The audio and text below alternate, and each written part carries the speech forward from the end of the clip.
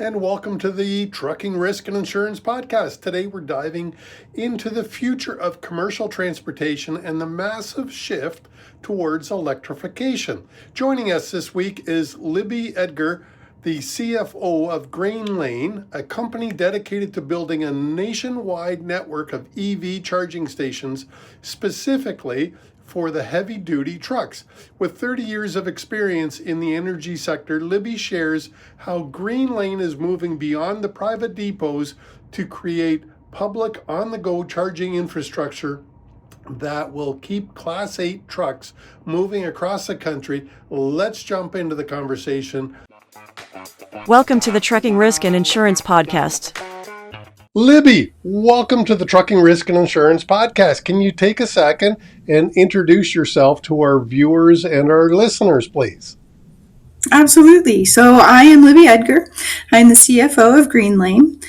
My experience and my career spans 30 years in energy. So transportation with Greenlane has been a new foray for me, but I come from I would consider well-pedigreed background within the energy space. So I traded for Calpine. I worked with Deloitte in a lot of M&A activity. I worked with Shell, both in their trading organization as well as their upstream for deep water exploration and production. So and then I moved to the new energy space about 2017, so I've been in new energy since then. So excited to be here. Well, thanks for coming. And I'm excited because for a number of different reasons, but one, I really do believe that we are currently killing our planet and we need to make some fundamental changes. And whether it's electricity or nitrogen or just better, cleaner gasoline or diesel engines, I'm not sure. I'm not that smart, but I do recognize we've got to do something to help our planet. We absolutely do. And transportation is a perfect example of a place where we can make a meaningful change. Commercial transportation. Well, how does Greenlane contribute to, I'll call it the goal of making a significant change?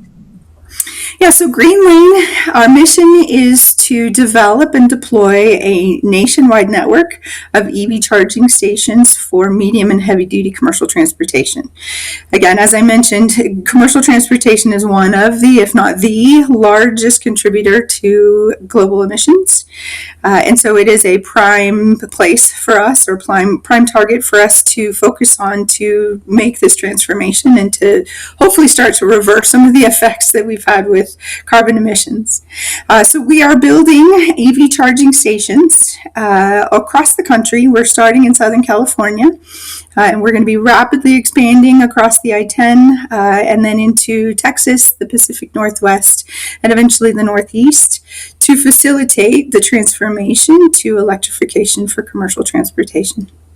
So obviously you really, or your company really believes in electrification of the larger trucks. I'm honestly, and I mentioned to you off camera that I drive a Tesla, and honestly, I love my car. I think it's, for a car, it's fantastic. I'm just not as sure though that Class 8 trucks, tractor trailers, are good for electrification. Why? What is it about your company is obviously backing electric trucks with not just speak, but with money? Why do you think it's electric trucks that are the future, or at least part of the future? So it's not just Greenlane that believes this, right? So we have very strong market indications and production of new vehicles, both from Daimler, actually from a lot of different manufacturers, Daimler, Tesla, BYD, Windrose, that are all also very bullish on converting the industry to electrification. So from Greenlane's perspective, our role in this transformation is to provide the infrastructure to facilitate and to support that electrification that the OEMs, the truck manufacturers, are already taking advantage of and rolling that out as part of their strategies themselves.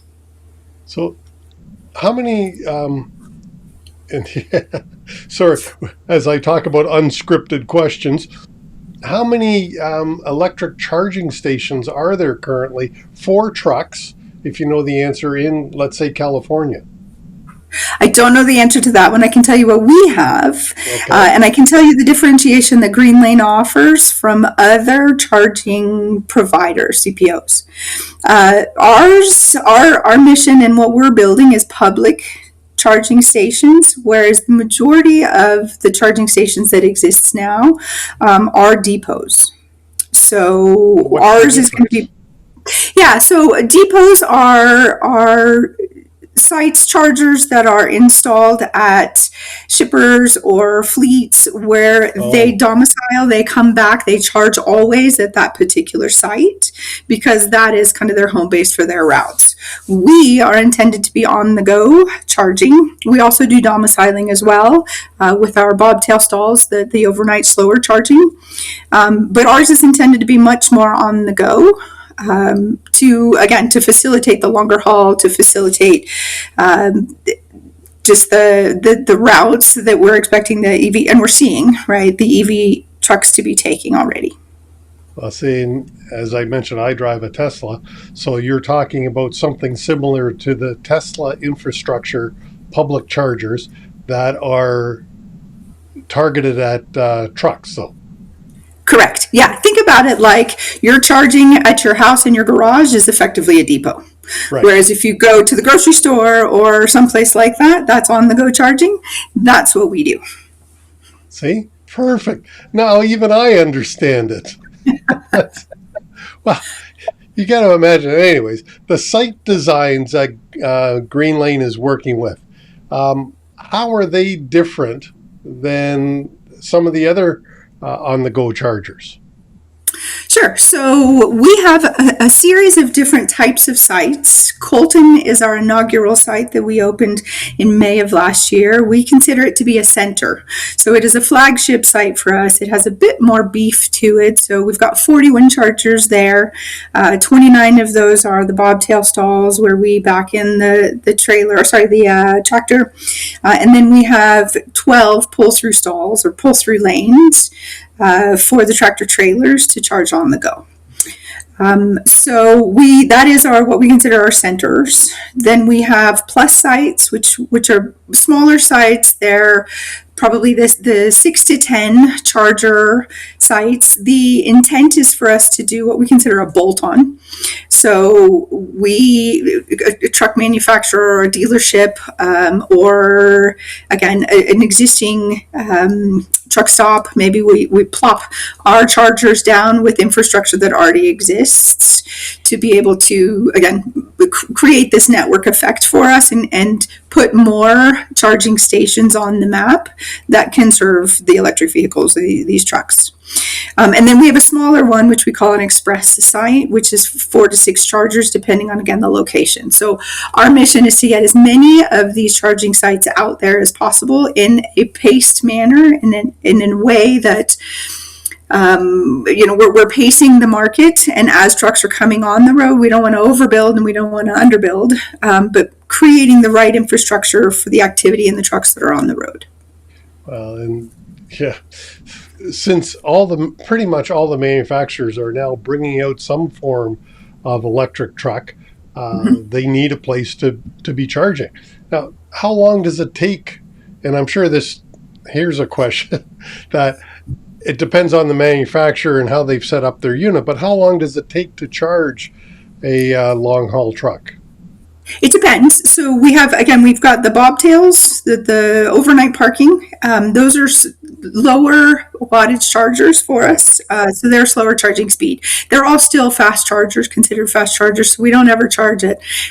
Back to your Tesla, right? We don't ever charge it like 30 or 40 kilowatts. Right. We're doing in the hundreds of kilowatts with the overnight charging. The CCS is the technology. And the industry is transitioning quickly to an MCS, so a megawatt charging, to be able to charge charge faster. The MCS chargers, again, depends on what state of charge you come in, how much you're actually trying, just like if you were driving your Tesla, how much of a state of charge do you need to have to get to your next destination where you can charge again. We can charge close to a megawatt, and again, it's entirely dependent on what the truck can actually take. Next generation of trucks will be MCS compatible, and they'll be able to take more of a charge. That takes anywhere from 30 to 60 minutes to charge a megawatt. So quite fast, and it's been designed to be comparable to the diesel refueling timeframe. The CCS chargers, again, depends on how quickly folks want to charge, but that's probably going to take 4 to 6 hours. So it's an overnight charging timeframe. Right, and that, which is the exact same as you said, my Tesla. When I plug in at home, if I come in with 10% battery left, it's going to take 7 hours probably to charge, but I could do the same thing in 30 minutes at the public chargers. Exactly. Yeah. So what's happening? Is there it has nothing to do with Greenlane, but I'm just curious. Are there new battery technologies coming out now? Because you mentioned the slower charging battery, and then you mentioned the megawatt charging battery. Is there new technology that's coming out already? There is. I can't speak definitively to this, but I will let you know what I know. The first generation of trucks had smaller batteries and smaller ranges, shorter ranges. The next generation of trucks, the second generation of trucks, and we're seeing this with Tesla and their new super truck that they've got coming out, hopefully the end of this year, those are going to have much longer ranges and they will have megawatt battery capabilities. Cool. Now, charging stations have to be, or hopefully you make them compatible with all the manufacturers. Is there one standard now for charging? Again, going back to my Tesla, I can't, without adapters, can't go to every public charging station. Correct. Yes. So the next generation of Tesla trucks, and Tesla is the only one that has their proprietary technology, and it is only on their... Yeah, it is only on their first generation of trucks. So the trucks that are on the road now, the Tesla trucks that are on the road now, have that proprietary software. The next generation will be interoperable with all of the other manufacturers, and all of the other manufacturers are already interoperable. So Greenlane will be able to serve all truck manufacturers. We have interoperability, and we are what we consider agnostic from a charging perspective to any one of the trucks that drive up. Well, that's good news, because I wish the cars were like that. Now, you mentioned a manufacturer, BYD, that some people may not be familiar with. BYD is a Chinese firm, so they're creating or building Class 8 trucks as well. In Canada, you may have heard, we just opened the border once again to BYD cars, at least. And when I say open the border, less than 10% of our cars are going to be can BYD import. The U.S. is still closed at the moment. Are they closed to the trucks at the moment? It's my understanding that no, and again, I can't speak definitively on this one. Yep. BYD there's an HVIP program, which is the incentives for truck buyers. So it's effectively the grants that truck buyers get for purchasing a particular vehicle. Teslas are the number one trucks that have been receiving the HVIP vouchers, and BYD is the second one. Oh. So, yeah, I am fairly certain that these trucks are allowed and are being imported to the U.S. Well, the more we can do, and Tesla can't keep up. I hear they can't keep up with the demand of the testers, at least right now.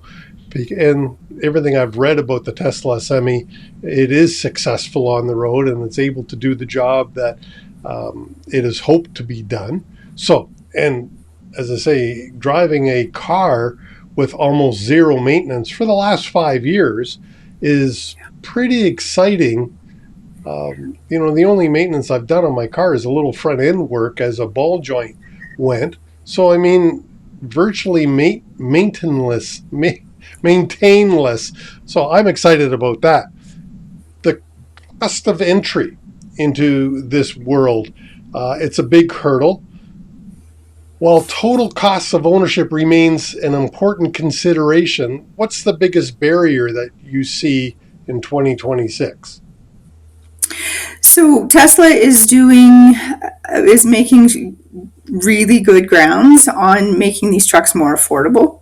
And all of the other manufacturers are following suit with that as well. Tesla, as I mentioned, is going to be the one that probably is going to be coming to the market sooner. With the megawatt charging capabilities and the capacity of the vehicles. But their cost for manufacturing, the cost to purchase those trucks is much less than the previous models and again, the first generation of trucks that we're seeing. So it is much closer to the purchase price of a diesel truck.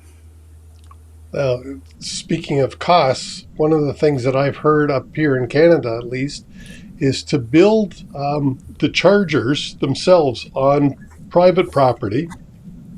Some of the trucking company owners are having challenges with the electricity suppliers. Yeah.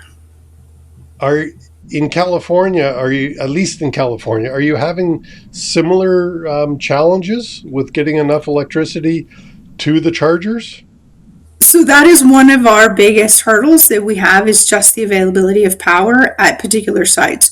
So we do a lot of due diligence ahead of time to ensure that we're picking sites that have power available to them as quickly as possible, if not when we lease or purchase the site to begin with, so that it isn't a bottleneck for us being able to roll out the implementation of the infrastructure. And it's funny, one of my customers bought a brand new terminal. The company that owned it went bankrupt, and they had put in 4 electric chargers for tractor trailers into their terminal, went bankrupt, and now my client purchased it and doesn't have any electric trucks. So they're just sitting there gathering dust, 4 or 6 electric chargers. Well, maybe we should talk about them. Well, when's Greenlane coming to Canada? We don't have any plans currently to get to Canada, but you never know. Well, I would believe currently there's not enough electric trucks in Canada to support that, and hopefully I'll get a comment saying, "Chris, you're wrong." Once again, Chris can be wrong. But right now, the challenge is, again, driving my car, I see the drop in range when it gets extremely cold out. And that is, I'm sure, a concern for all electric vehicles.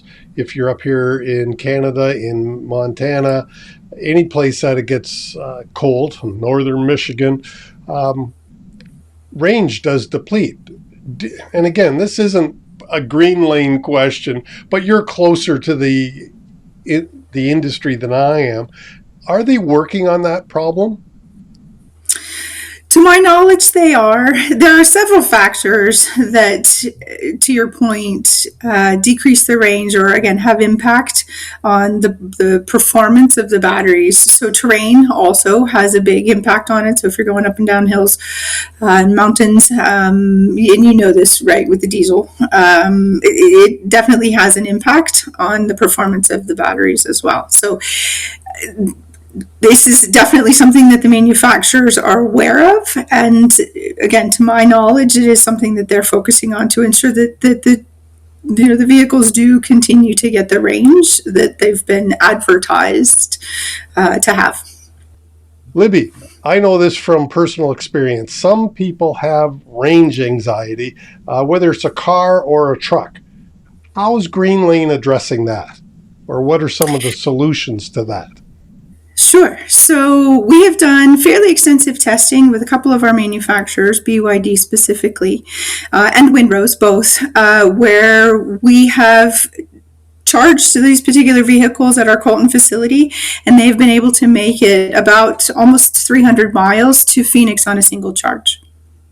All right, Libby, as you know, some people have range anxiety, whether they're truck drivers or car drivers like me. When it comes to electric vehicles, there's range anxiety.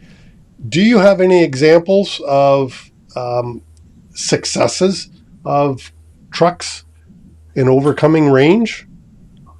We do, yes. So we have done fairly extensive testing, specifically with windrows, and we've been able to do, through our dual port charging, we've been able to charge close to a megawatt worth of power, about 772 kilowatts, which has been successful or has enabled them to be able to drive from Colton to Phoenix on a single charge.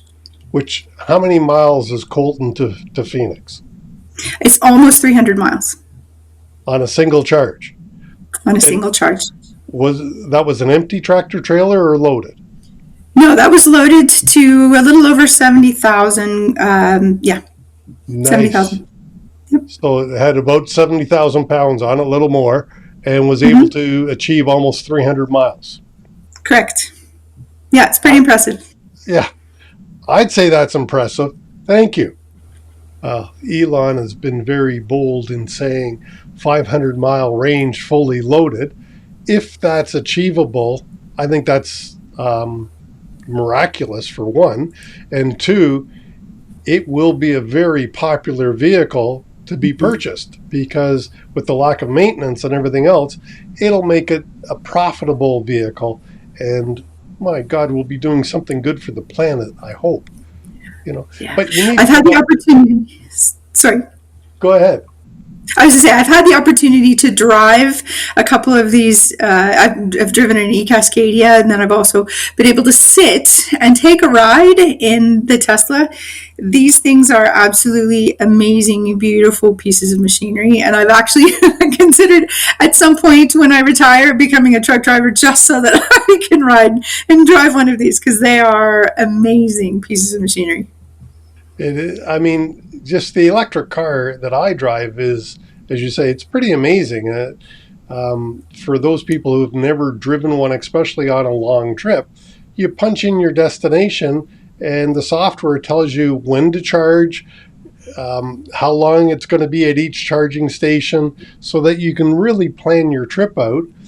And, I'm an old fart, so I don't mind taking my time. The cars definitely add to the overall length of trip because of the extra charging time. It's not as quick yet as gasoline, but it's much more relaxing. And, every 3 hours I'm stopping. Well, I do that in a car anyways, except for now, instead of it being a 10 to 15 minute stop for gasoline and the call of Mother Nature, it's usually 30 to 40 minutes a stop. I imagine, at least right now, it's got to be the same for electric vehicles, that there's a little longer charge time. And that's not a Greenlane problem. That is how quickly I imagine that you can feed the electricity to the battery and allow the battery not to overheat. What other challenges do you have as Greenlane right now? Yeah, so we mentioned the availability of power. Trying to think other specific challenges that we have. CapEx, so the capital investments required for us to be able to deploy each one of these sites is something that we definitely are working on, continuing to improve, because of the nature of these sites and the location of a lot of them as well, being kind of in the middle of nowhere, which is where they need to be. Blythe is specifically one of those. It's very strategically located from a transportation perspective as kind of the go-between point between Los Angeles and Phoenix, and it is strategically located to be that relay point between the two locations.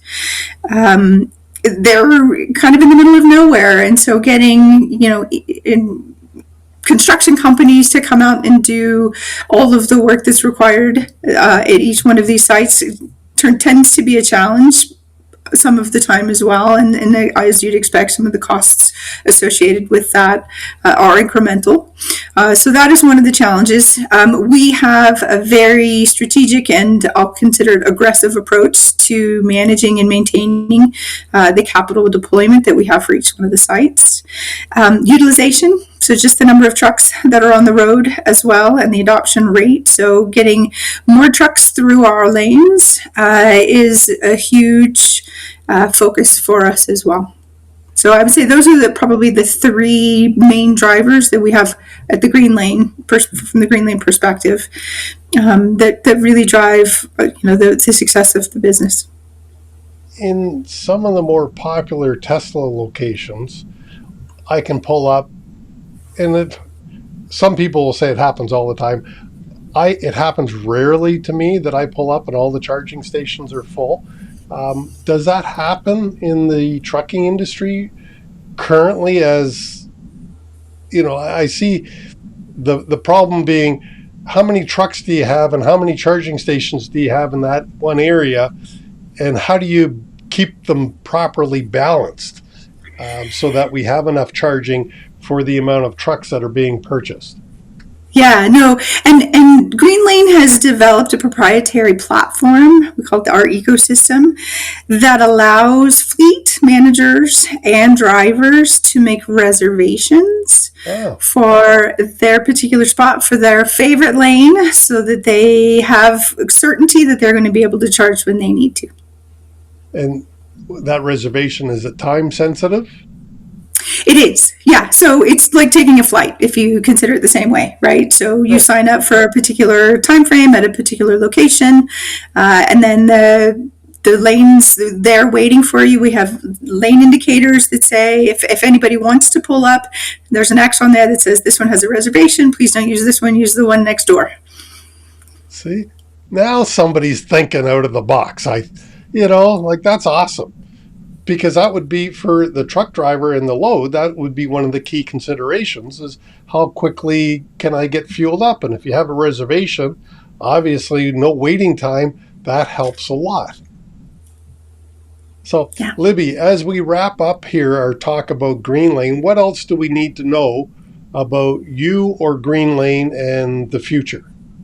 I think it's worth mentioning that we have three amazing shareholders that back Greenlane. So Daimler Trucks North America, BlackRock, and NextEra Energy are our three shareholders that started Greenlane back in 2022. And then, like I said, we started forming the entity itself and the staffing all of the people for Greenlane in 2023, and then really in earnest in 2024 going forward.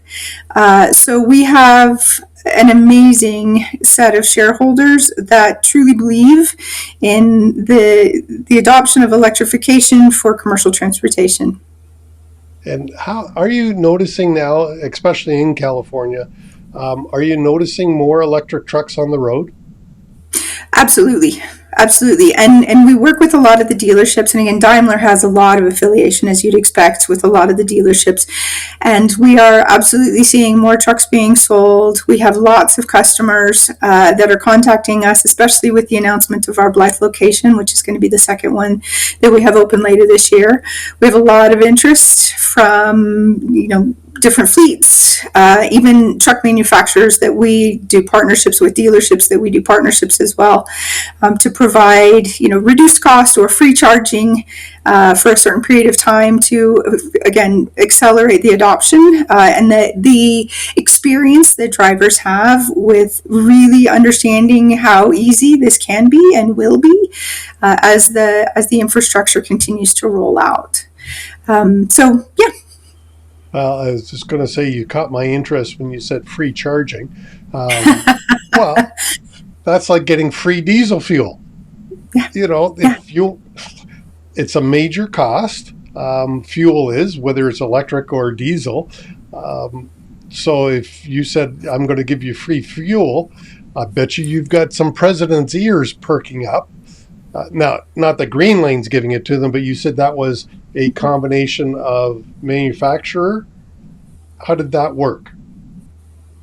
Yeah, so it is a perk, if you want to consider it that, that the truck dealerships and the manufacturers are bundling in with the sale of a truck.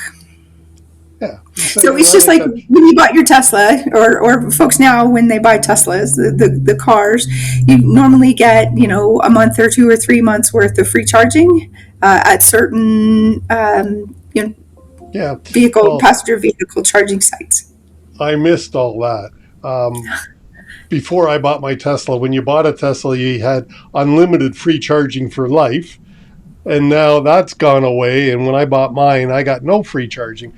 But charging at home, honestly, is stupidly cheap. Um, and it's because it's a drip charge or a very slow charge. But anyways, Greenlane. Libby, I want to thank you for coming on the show. Your contact info is in the show notes down below for anyone who needs more information. Reach out to Libby or click on the link and find out more about Greenlane. It's clear that the transition to electric trucks isn't just about the vehicles themselves, but the critical infrastructure that supports them. From the Flagship Center in Colton to a rapidly expanding network across the I-10 and beyond, Libby Edgar and the team at Greenlane are providing the backbone for the cleaner transportation industry. As we've heard today, public charging and innovative site designs are the key to making long-haul electrification a reality. We want to thank Libby for joining us and sharing the insights into this energy transformation. To all of our listeners, thanks for tuning in, and we'll see you again next week.